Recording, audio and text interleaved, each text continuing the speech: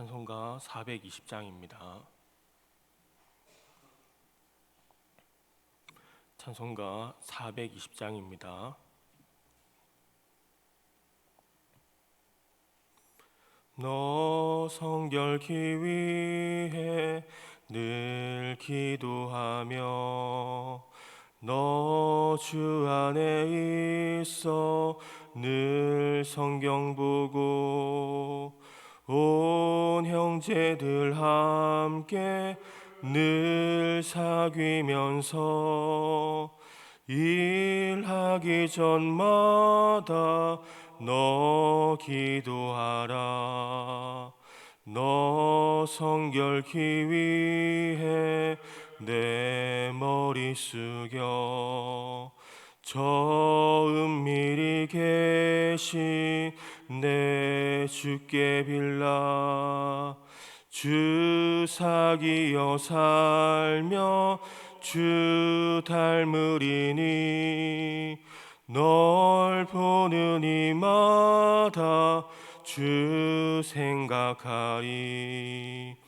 너 성결케 위해 주 따라가고 일 다급하여도 당황치 말고 참 즐거울 때나 또 슬플 때나 너 주님만 믿고 늘 따라가라.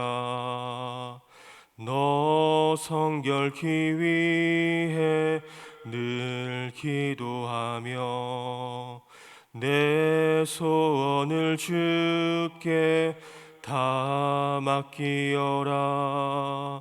너 성령을 받아 주 섬겨 살면 저 천국에 가서 더 잘 섬기리. 아멘. 하나님 말씀은 출애굽기 28장 31절부터 43절까지 말씀입니다.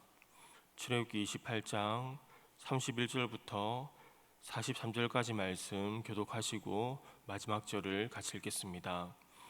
너는 에봇 받침 겉옷을 전부 청색으로 하되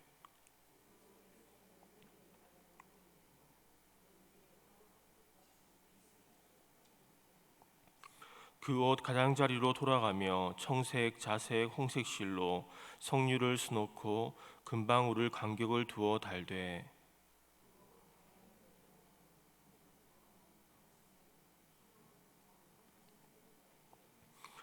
아론이 입고 여호와를 섬기러 성소에 들어갈 때와 성소에서 나올 때에 그 소리가 들릴 것이라. 그리하면 그가 죽지 아니하리라.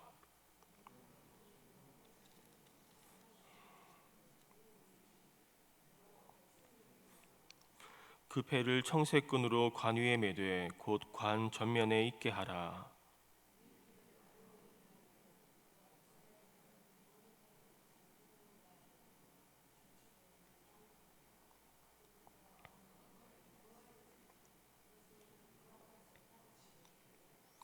너는 가는 배실로 반포 속옷을 짜고 가는 배실로 관을 만들고 띠를 수놓아 만들지니라.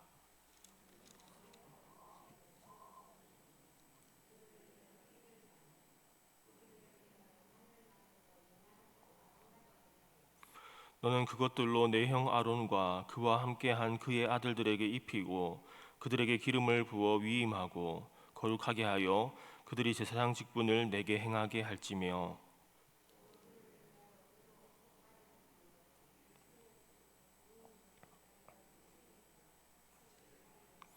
아론과 그의 아들들이 회막에 들어갈 때나 제단에 가까이 하여 거룩한 곳에서 섬길 때에 그것들을 입어야 죄를 짊어진 채 죽지 아니하리니 그와 그의 후손이 영원히 지킬 규례니라. 아멘. 오늘 본문은 대제사장의 의복과 그리고 일반 제사장의 의복에 대해서 우리에게 말씀해주고 있습니다. 먼저 대제사장의 의복에 대해서 우리에게 말씀해주는데 31절부터 34절입니다. 너는 에봇 받침 겉옷을 전부 청색으로 하되 두 어깨 사이에 머리 들어갈 구멍을 내고 그 주위에 갑옷깃같이 깃을 짜서 찢어지지 않게 하고 그 옷 가장자리로 돌아가며 청색, 자색, 홍색 실로 석류를 수놓아 금방울을 간격을 두어 달되 그 옷 가장자리로 돌아가며 한 금방울 한 석류 한 금방울 한 석류가 있게 하라, 이렇게 말씀하고 있습니다. 네, 그림을 보시면 먼저 에봇 받침 겉옷은 에봇 속에 받쳐 입는 겉옷이라는 의미인데 그 겉옷은 전부 청색으로 만들어졌습니다.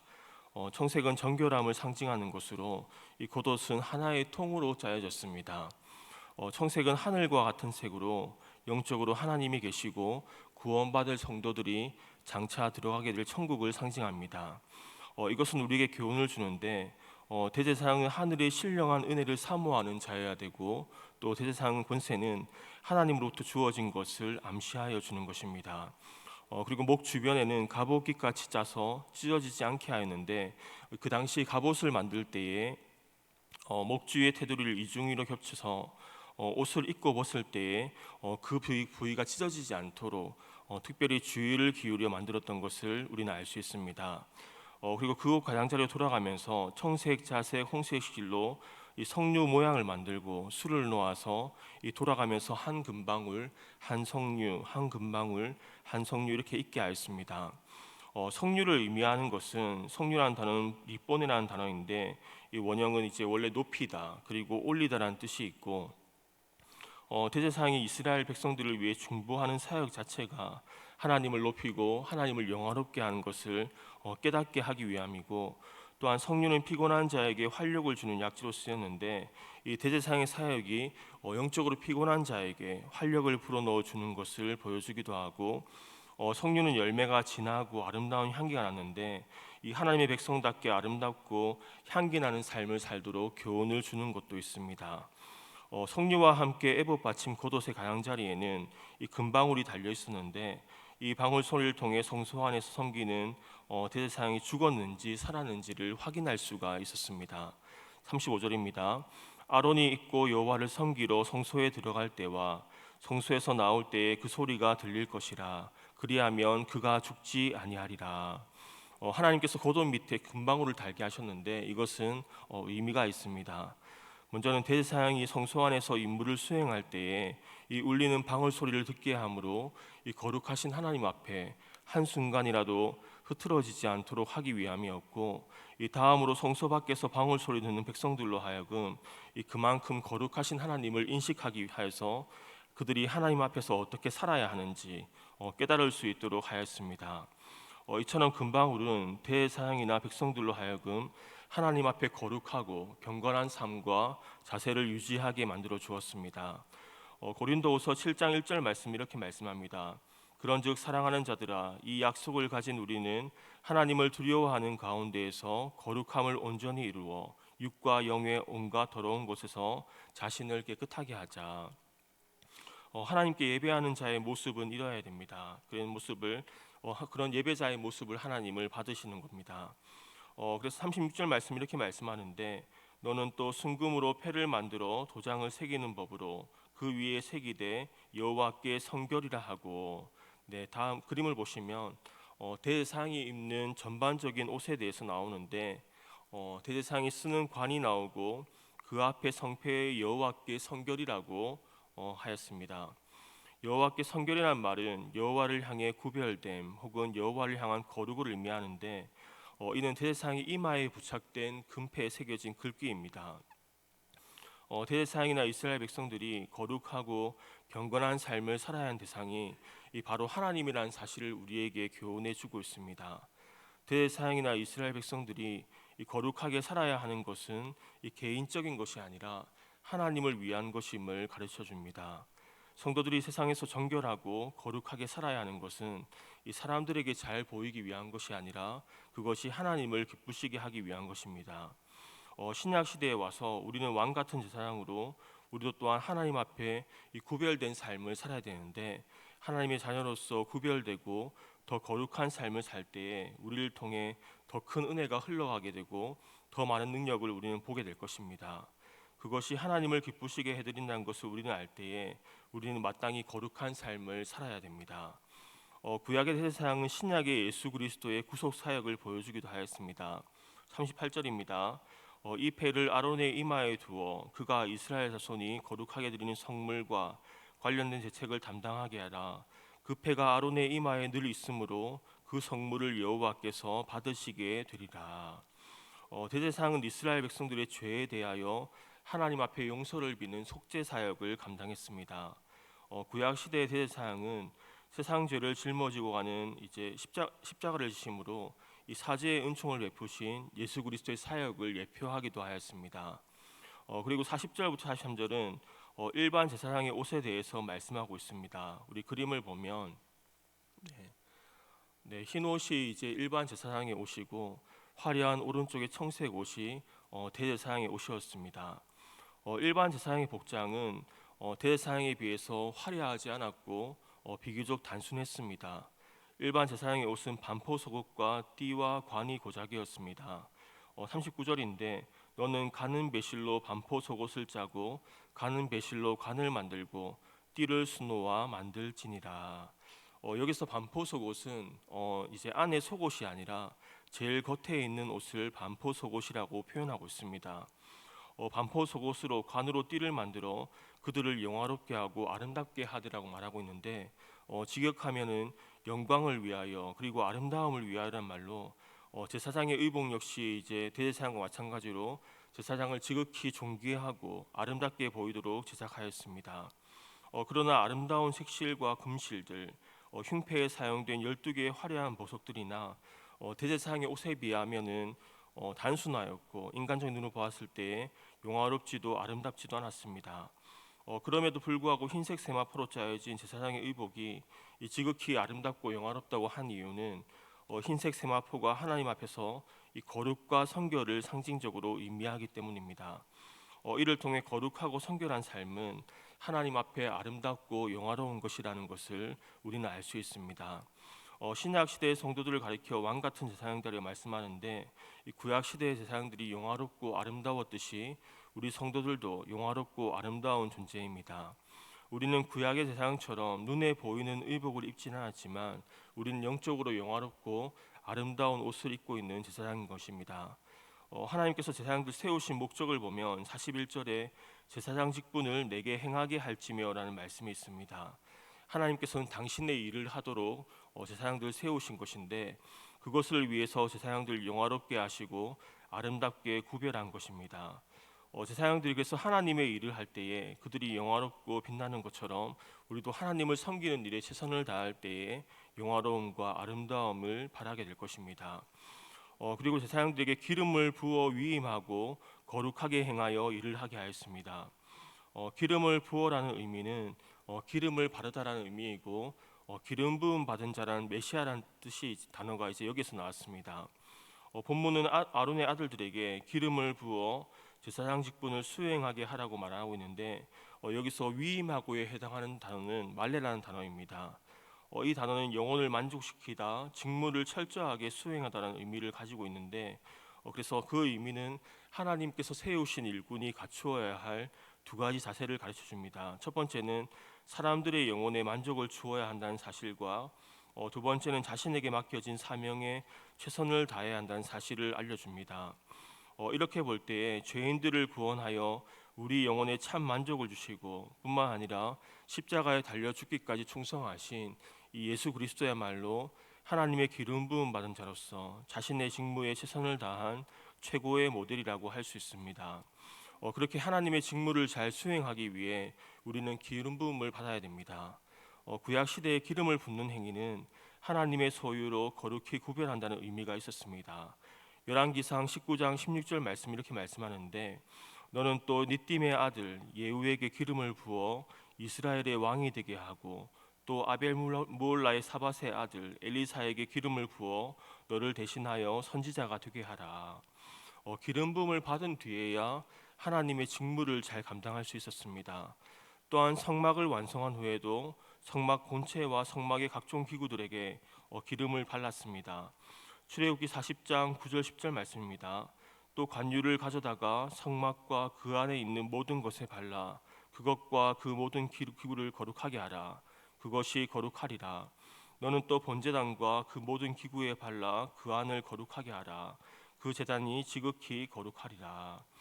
아론과 그의 아들들이 아무리 제사장 옷을 입었다 할지라도 기름을 부어 구별하지 않았다면 그들은 제사장이 될 수 없었을 것이고, 성막 역시 하나님의 처소로 지었다고 할지라도 이 기름을 부어 거룩하게 하지 않았다면 그것은 하나님의 전이 될 수 없었을 것입니다. 그것처럼 우리가 이 세상에서 구별된 삶을 살고 이 거룩하게 살기 위해서 우리는 성령의 기름 부음을 받아야 됩니다.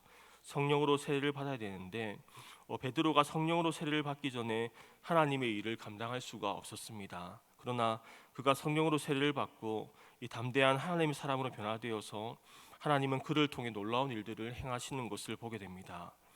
로마서 8장 13절 14절입니다.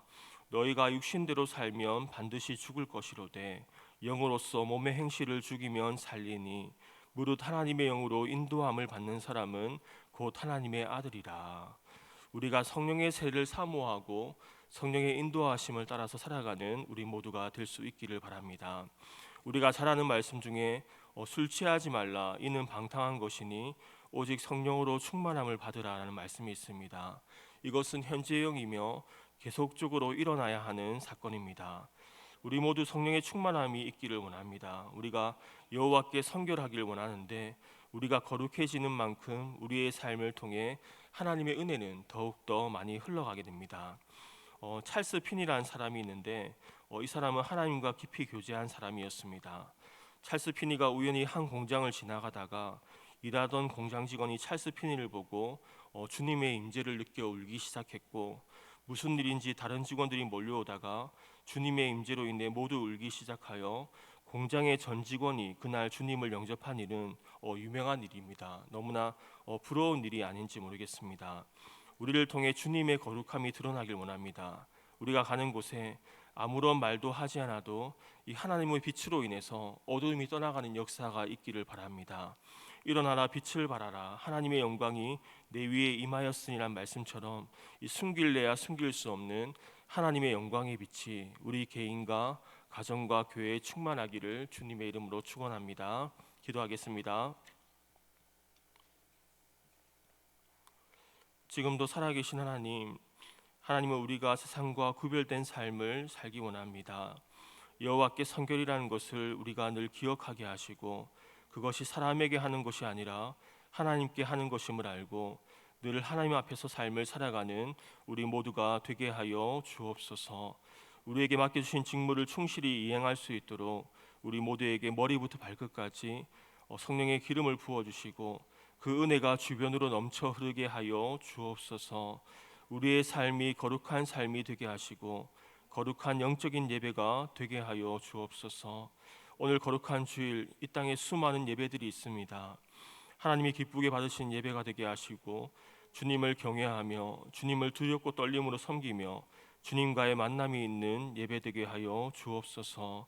이곳에 나오는 모든 자들에게 치유와 회복이 일어나게 하시고 성령 하나님의 터치가 있게 하시고 각자에게 믿음을 더하여지고 주님의 사랑이 깨달아지고 기도의 응답이 일어나는 시간 되게 하여 주옵소서.